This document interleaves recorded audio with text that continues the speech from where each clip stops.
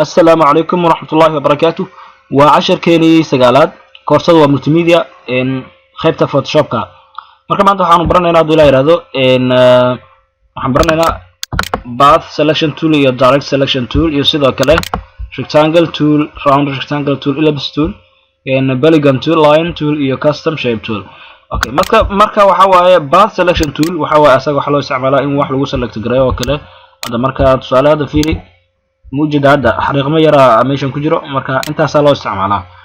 مركا أنت بدل وحواي شخصي سأدو ما بدنا يعني هذا ما استعمال دونا هذا مهم جدا معهن يعني وأسكف فهميناون direct selection tool سيدا كلا وحلو استعماله ده أصلاً for selection يعني هو حلو جدا رتو مركا مهم جدا وحيتها مركا وحواي إن خوان لقى بالله rectangle tool إلا لقى جارايو إن custom shape tool marka okay marka hore intaanan gelin toolkan ama toolashan intaanan gelin marka hore waxaan sameeynaa waxaan leenahay control n project cusub aan sameeynaa halkan waxaan ku qoraynaa marka tusaale oo kale tijaabo oo kale marka waxa kale oo jiro width-ga waxaad ka dhigtaa for example waxaad ka dhigtaa waxaan sameeynaa A4 size oo kale width-ga waxaad ka dhigtaa 210 mm height-ga waxaad ka dhigtaa 297 mm resolution-ka waxaad ka dhigtaa 72 background contents ka white iska ahado waxba ka bedelin okay kadib waxa leedahay okay marka waxaan sameeynaa hadda A4 size okay marka waxaan isticmaalaynaa waxaan aadaynaa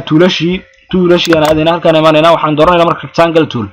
okay waxaan doortay hadda rectangle tool rectangle marka kuwan sidaan hore idinku soo sheegayba waxa loo isticmaali doonaa design ka inta badan aadan u isticmaali doonaa waliba inta badan shaqada waxaan ku qaban doonaa waxaan ku sameyn doonaa projectyo badan sida boorarka oo kale shahaadooyinka oo kale iyo wixii la mid ah marka waa muhiim kuwan okay colorka aan bedelo for example waxaan rabaa colorka aan ka dhigo blue oo kale tusaale okay marka rectangle tool oo kale hadda waxa way halkaan aan dhigaya marka hadda fiiri halkaan aan ku jiiday waa u jeedaa okay rectangle tool marka ayagoo hadhowdii la isticmaalayo oo macnaha project lagu dabaqayo yani project lagu sameynayo waa arki doonaa hadda waxa way inay jiraan faham kaliya in yani sida loo isticmaalo okay markaan rabo shape cusub inaan ku soo daro halkaan imaanaya background-kan dooranaya click markaan siiyo background-ka halkaan imaanaya marka waxaan leeyahay right click for example kan waan soo doortay waxaan dooranaya marka labaad round rectangle tool halkaan imaanaya marka color-kan ka bedelaya for example waxaan ka dhigayaa tusaale yellow oo kale okay halkaan aan ku jiidaya marka sidoo kale drag and drop okay halkaan aan ku jiiday okay marka asagana round rectangle tool wuxuu sameeyay yahay naqshadan qaabkan uu sameeyay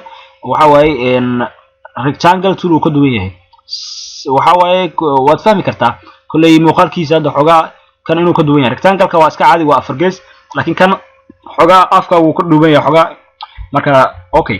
mid kale aan ku soo dareynaa waxaan dooraynaa background halkaan imaanaynaa okay waxaan dooraynaa marka ellipse tool ellipse asaga wuxuu sameeyay yahay qaab circle oo kale marka color-kan ka bedelaynaa tusaale red oo kale aan doorto halkaan okay halkaan imaanaya marka halkaan aan ku jiidaya tusaale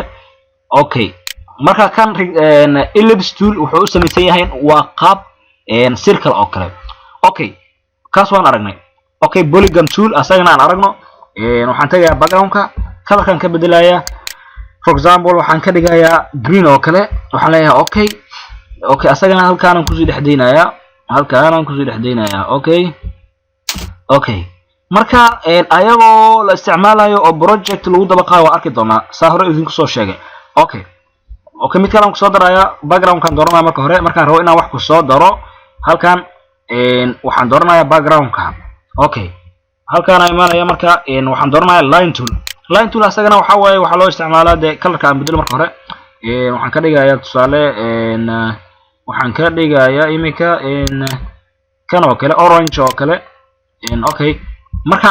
kan waxa loo isticmaalaa inta badan waxbaad ku sameyn kartaa sida rectangle oo kale waxaad ku sameyn kartaa sida rectangle oo kale iyo wixii la mid ah ma fahamtay okay marka halkaan imaanaya waxaan dooranayaa background